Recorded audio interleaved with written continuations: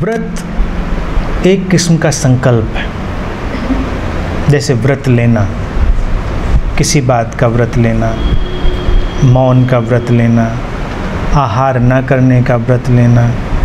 व्रत एक प्रकार का संकल्प का प्रयोग है।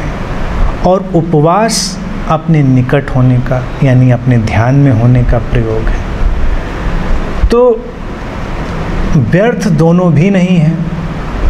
मैं ये नहीं कह रहा कि व्रत भी बिल्कुल व्यर्थ है, क्योंकि अगर कोई व्यक्ति छोटे मोटे संकल्पों के प्रयोग अपने जीवन में करे तो वो भी शुभ है, लेकिन वो बहुत जागरूकता के साथ होने चाहिए, बेहोशी में नहीं होने चाहिए।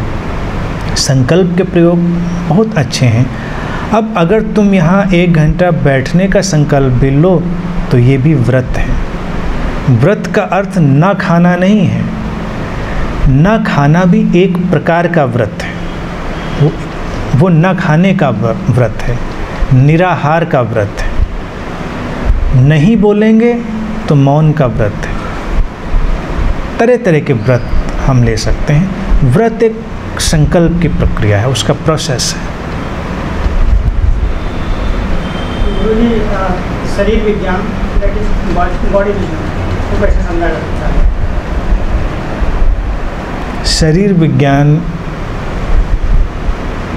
अलग चीज़ है और बॉडी विजडम, शरीर की अंतः प्रज्ञा अलग बात है। इसको समझने का जो पहला कदम है, अपने शरीर से प्रेम करो, शरीर पर ध्यान दो।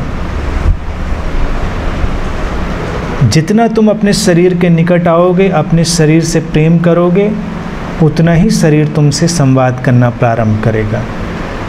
व्यक्ति की जो अड़चन है, आधुनिक मनुष्य की, वो सबसे बड़ी अड़चन है, अपने शरीर से तो प्रेम किया नहीं है और दूसरों के शरीर से प्रेम करने की सारी कोशिश।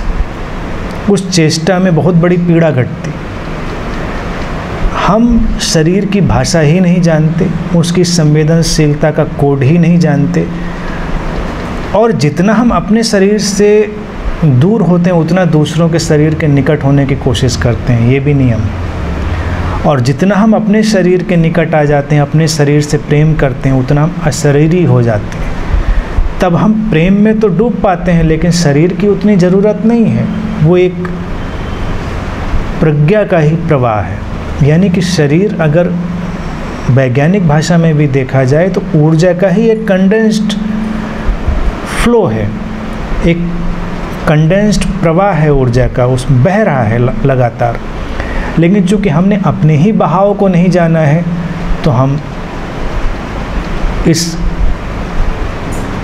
जगत के शरीर को, दूसरे के शरीर को जान पाएंगे, ये बहुत मुश्किल है।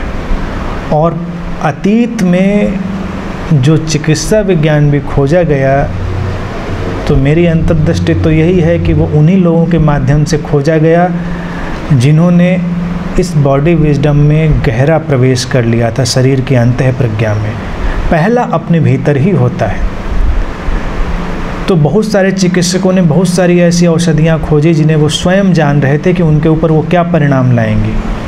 और फिर तुम अतीत का अगर साहित्य पलटो तो तुम्हें ऐसे वर्णन भी मिलेंगे कि दूसरे के शरीर को देखकर ही